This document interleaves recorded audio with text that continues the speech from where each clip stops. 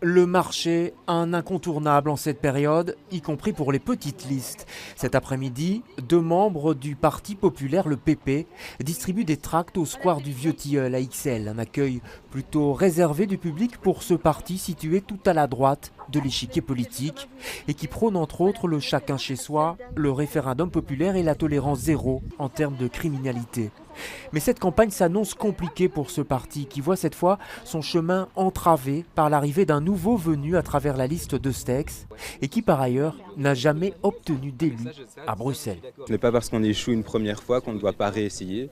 Donc sincèrement, nous sommes plus connus qu'autrefois. Donc quand on croise des gens, il y en a toujours qui ne connaissent pas le Parti populaire, mais il y en a aussi qui connaissent, qui sont intéressés. On a énormément de militants qui sont avec nous sur le terrain. Une dose de confiance dont aura bien besoin Philippe Latteur, que nous retrouvons place Barra à Anderlecht. Cet ancien membre du parti islam a créé son propre parti intitulé BE@EU.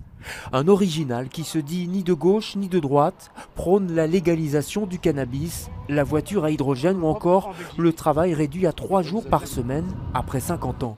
Seulement voilà, l'homme est seul sur sa propre liste. Est-ce qu'on peut avoir de l'espoir dans les élections quand on est seul sur sa liste ? Pourquoi pas? Si on a de bonnes idées, peut-être que tout le monde peut changer d'avis et dire « Tiens, je préfère peut-être voter pour lui. On ne le connaît pas, donnons lui la chance, il a de bonnes idées. Travailler 3 jours par semaine après 50 ans, pourquoi pas? Il vaut mieux travailler à 20 ans, 25 ans, 30 ans, mais pas commencer à travailler à 40 ans. » Verdict pour ces 2 petites listes le 26 mai.